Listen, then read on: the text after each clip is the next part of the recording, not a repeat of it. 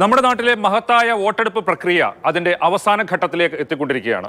ഏതാണ്ട് 430-ലധികം ലോക്സഭാ മണ്ഡലങ്ങളിലെ തെരഞ്ഞെടുപ്പ് പൂർത്തിയായി കഴിഞ്ഞു. ഇനി രണ്ട് ഘട്ടങ്ങൾ മാത്രമേ ബാക്കിയുള്ളൂ, നാളെയും അതുപോലെ തന്നെ ജൂൺ 1-നുമായിട്ട്. നമ്പർ 272 ഡൽഹി മെയിൽ ഈ പരിപാടിയിലേക്ക് സ്വാഗതം. രാജ്യത്തെ വിവിധ വിഷയങ്ങൾ, വിവിധ സംസ്ഥാനങ്ങളിലെ രാഷ്ട്രീയ സാഹചര്യം, ഇതൊക്കെയാണ് ഈ പരിപാടിയിൽ ചർച്ച ചെയ്യുന്നത്. എന്നോടൊപ്പം മധുവും അതുപോലെ തന്നെ അഭിലാഷുമുണ്ട്.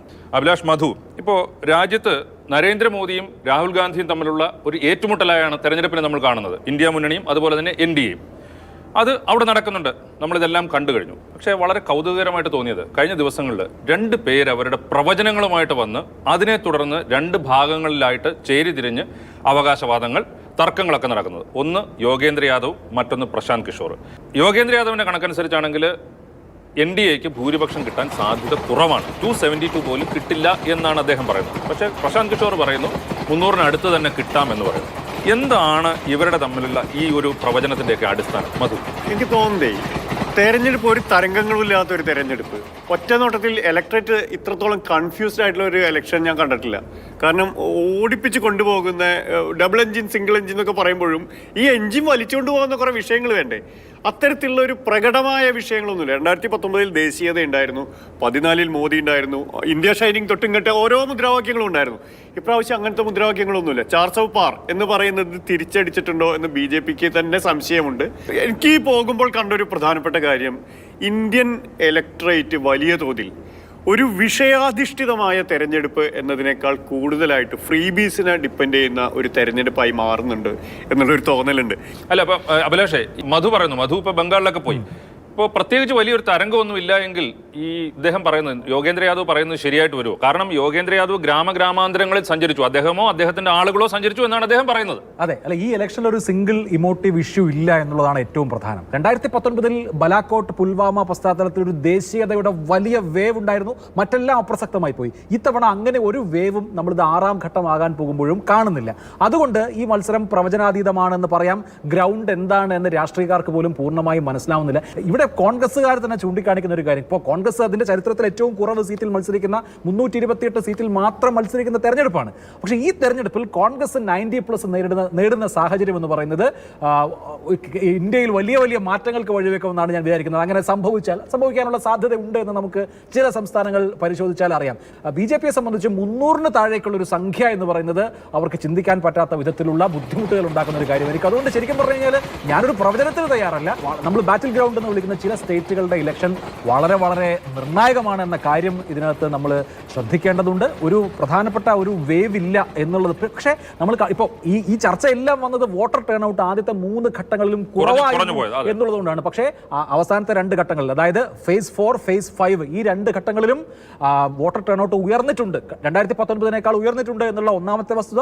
5ാമത്തെ ഫേസ് ആയപ്പോഴത്തേക്ക് വുമൺ വോട്ടർമാർ, സ്ത്രീ വോട്ടർമാർ കൂടുതലായി വോട്ട് ചെയ്തിട്ടുണ്ടെന്നുള്ള 2ാമത്തെ വസ്തുത. ഈ സ്ത്രീ വോട്ടർമാരിലാണ് നരേന്ദ്രമോദിയുടെ എല്ലാ പ്രതീക്ഷയും ഇവിടെ സൂചിപ്പിച്ച ഫ്രീബി പോളിറ്റിക്സ്. ഏറ്റവും പ്രധാനപ്പെട്ടത് അതിൽ റേഷനാണ്.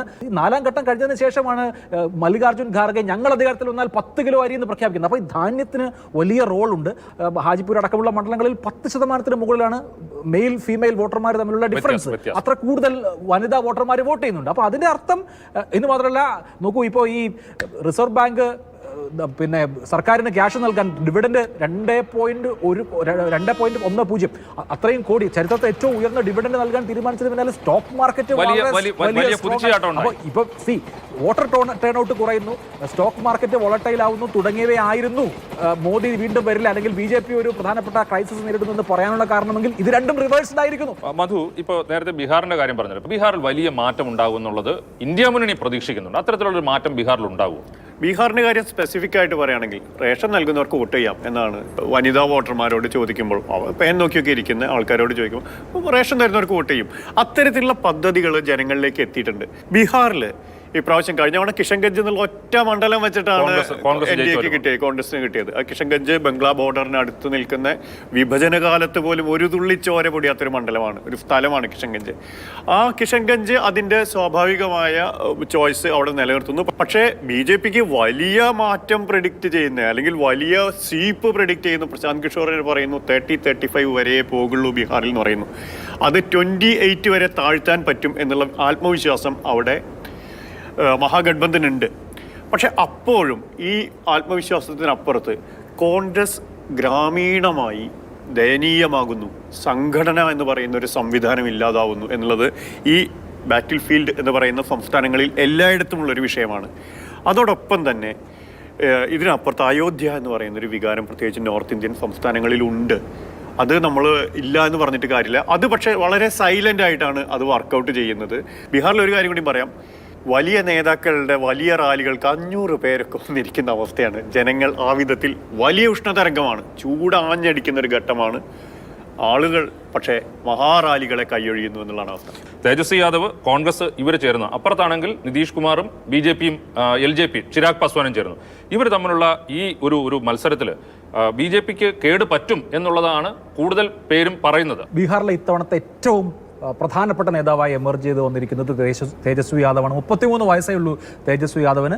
183 റാലികളിലാണ് തേജസ്വി ഇതിനോടകം പ്രസംഗിച്ചിട്ടുള്ളത്. നിതീഷ് കുമാർ 50 റാലികളിലാണ് പ്രസംഗിച്ചിട്ടുള്ളത് എന്ന് ആലോചിച്ച് നോക്കണം. അവിടെ പ്രധാനമായും തേജസ്വി യാദവ് ഉന്നയിക്കുന്ന ഏറ്റവും പ്രധാനപ്പെട്ട കീ വിഷയം എന്ന് പറയുന്നത് തൊഴിലാണ്. ബീഹാർ യുവാക്കളുടെ തൊഴിൽ എന്ന സ്വപ്നത്തെ നല്ല രീതിയിൽ അവിടെ ഒരു തരത്തിൽ ഉപയോഗിക്കാൻ തേജസ്വി യാദവിന് കഴിയുന്നു. അപ്പോൾ തേജസ്വി യാദവാണ് ഈ കുരുക്ഷേത്ര യുദ്ധത്തിൽ ബീഹാറിലെ പാർത്ഥസാരഥിയായി മാറുന്ന യാദവൻ തേജസ്വി ആണെന്നുള്ള കാര്യത്തിൽ ഒരു സംശയവുമില്ല. അപ്പുറത്ത് ഒരു സിംഗിൾ BJP ലീഡറോ അല്ലെങ്കിൽ ഒരു സംസ്ഥാന നേതാവില്ല. നിതീഷ് കുമാർ അൺപോപ്പുലർ ആയിരിക്കുന്നു, BJP-ക്ക് വളരെ പോപ്പുലർ ആയിട്ടുള്ള ഒരു നേതാവില്ല. അവിടെ തേജസ്വി യാദവ് എന്ന നേതാവ് ഇന്ത്യ മുന്നണിയുടെ ഭാഗത്ത് വളരെ സ്ട്രോങ് ആയി നിൽക്കുമ്പോൾ BJP-ക്കോ അതുപോലെ തന്നെ നിതീഷ് കുമാറിന്റെ പാർട്ടിക്കോ അവിടെ അങ്ങനെ അതിനെ ഏതെങ്കിലും തരത്തിൽ മാച്ച് ചെയ്യാൻ കഴിഞ്ഞ ഒരു നേതാവില്ല എന്ന ഘടകം നിൽക്കുന്നു. ഇത്തവണത്തെ സഖ്യത്തിൽ CPI-ML, ദീപാങ്കർ ഭട്ടാചാര്യയുടെ CPI-ML അവർക്ക് നല്ല കേഡർ ബേസ് ഉള്ള സംവിധാനമാണ്. അപ്പോൾ Congress, CPM, CPI, CPI-ML, RJD ഈ പാർട്ടികളെല്ലാം ചേരുമ്പോൾ ഉണ്ടാവുന്ന ഒരു കോമ്പിനേഷൻ ബീഹാറിൽ ഞാൻ വിചാരിക്കുന്നത് അപ് ടു 20 സീറ്റുകൾ വരെ ഇന്ത്യ മുന്നണി ജയിക്കാൻ കഴിയുന്ന ഒരു സെനാരിയോയിലേക്ക് ബീഹാർ വരാനുള്ള സാഹചര്യമുണ്ട്. ഒരു പക്ഷേ അതിനപ്പുറത്തും പോവാം. പ്രത്യേകിച്ച് നിതീഷ് കുമാറിന്റെ JDU മത്സരിക്കുന്ന സീറ്റുകളിൽ BJP-ക്ക് കുറച്ചുകൂടി പിടിച്ചു നിൽക്കാൻ കഴിയും. പക്ഷേ JDU-ന്റെ സീറ്റുകളിൽ കുറച്ചുകൂടി അവർ ഒരു തരത്തിലുള്ള ചാലഞ്ച് നേരിട്ടുകൊണ്ടിരിക്കുകയാണെന്നുള്ളതാണ് ബീഹാറിന്റെ ഒരു ഗ്രൗണ്ട് റിപ്പോർട്ട്. മധു, ഇപ്പോൾ ഈ അടുത്ത ഘട്ടം വരുമ്പോഴേക്കും ഹരിയാനയിലെ 10 സീറ്റ്, ഡൽഹിയിലെ 7 സീറ്റ്, ഈ 17 സീറ്റുകളിലെ ഫലം എന്ന് പറയുന്നത് BJP-യെ സംബന്ധിച്ചിടത്തോളം ഹരിയാനയിൽ ഒരു സീറ്റ് പോലും അവർക്ക് നഷ്ടപ്പെടാൻ കഴിയില്ല. കഴിഞ്ഞ പ്രാവശ്യം 10 ജയിച്ചതാണ്.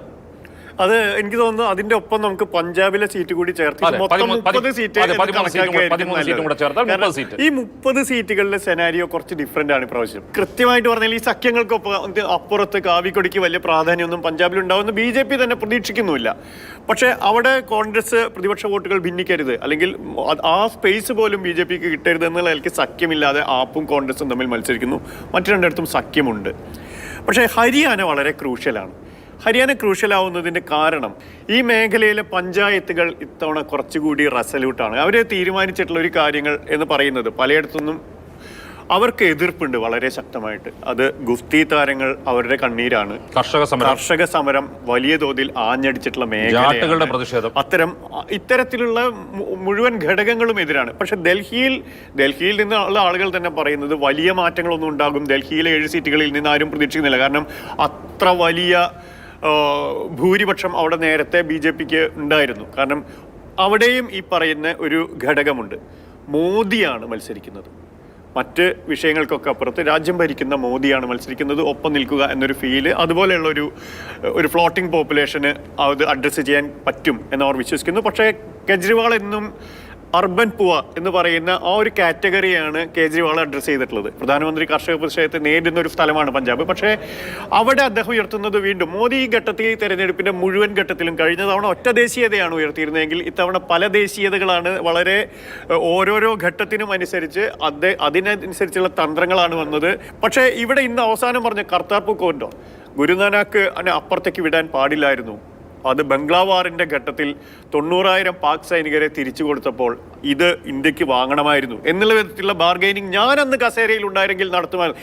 ഇമോഷണൽ ബ്ലാക്ക് മെയിലിംഗ് എന്ന് പറയാവുന്ന കാര്യങ്ങളാണ്. അവിടെ സൈന്യം വരുന്നുണ്ട്, ശിഖന്റെ അഭിമാനം വരുന്നുണ്ട്, പഞ്ചാബിന്റെ വികാരം വരുന്നുണ്ട്. ഈ തരത്തിലുള്ള അത് പക്ഷെ പഞ്ചാബിൽ എത്രത്തോളം എന്ന് പറയാനാവില്ല.